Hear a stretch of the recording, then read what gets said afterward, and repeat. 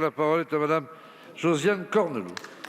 Merci Monsieur le Président. Ma question s'adresse à Monsieur le ministre des Solidarités et de la Santé. Monsieur le ministre, la situation de notre système hospitalier est grave et elle inquiète l'élu d'un territoire rural que je suis. Dans ma circonscription et plus largement en Saône-et-Loire, je suis alertée par des élus, des médecins, des personnels soignants et des directions d'hôpitaux qui s'alarment d'un manque de praticiens tel que c'est l'activité même de certains services qui risque d'être à court terme supprimée. À Chalon-sur-Saône ou à Mâcon, c'est la carence d'anesthésistes réanimateurs qui oblige à déprogrammer nombre d'interventions chirurgicales, à l'instar de ce que nous avons connu au cœur de la crise sanitaire. À Bourbon-Lancy, le centre hospitalier ne fonctionne plus qu'avec un seul médecin, alors qu'il en faudrait 4 pour répondre aux besoins des malades et garantir la continuité des soins.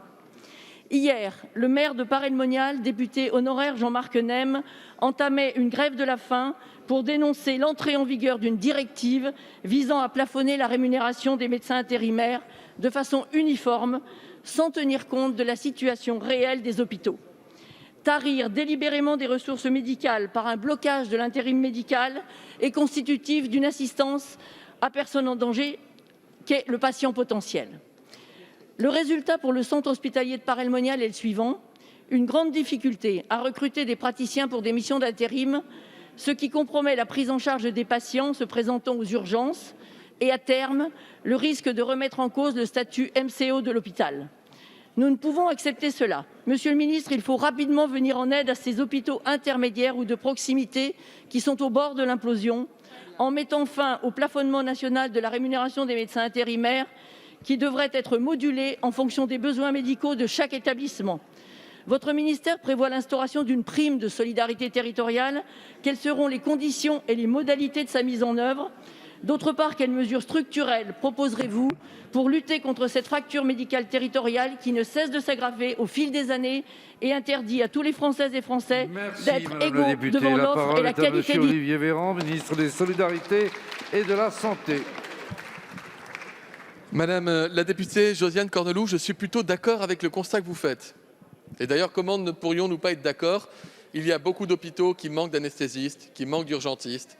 Non pas qu'il y ait d'ailleurs une carence, même si, Madame la députée, on peut se dire que si le numerus clausus, qui a été supprimé par cette majorité, avait été supprimé 10 ans plus tôt, vous ne seriez pas en train de me poser cette question aujourd'hui. Mais peu importe, l'objet n'est pas de polémiquer. L'objet n'est pas de polémiquer, mais nous avons certes perdu quelques années précieuses. Madame la députée, aujourd'hui vous avez des hôpitaux qui sont... Pardon, monsieur le député? Vous avez entendu Véran hurlant, dites-moi. Remettez votre masque avant de hurler, s'il vous plaît, pour vos collègues, monsieur le député. Bref, je reprends, il n'y a rien de polémique dans ma réponse, je sens que vous êtes un peu nerveux. Je reprends. Madame la députée, la majorité parlementaire a eu la possibilité de voter, dans le cadre de la PPL de la députée Stéphanie Rist, une mesure qui plafonne le recours à l'intérim médical en termes de pratiques tarifaires. Quand je dis c'est la majorité, je me trompe, vous l'avez voté. Et aujourd'hui, vous me demandez de ne pas appliquer la loi que vous avez votée. Je vais vous répondre de façon très pragmatique. Une consultation que je vais organiser avec l'ensemble des fédérations pour regarder dans quelles conditions, compte tenu de l'obligation vaccinale, du fait qu'il y a une pression sanitaire, on va voir dans quel contexte on peut ou non appliquer dans les délais impartis ce décret. Donc je vous réponds très simplement. Par contre, sur le fond, Madame la députée, sur le fond quand même,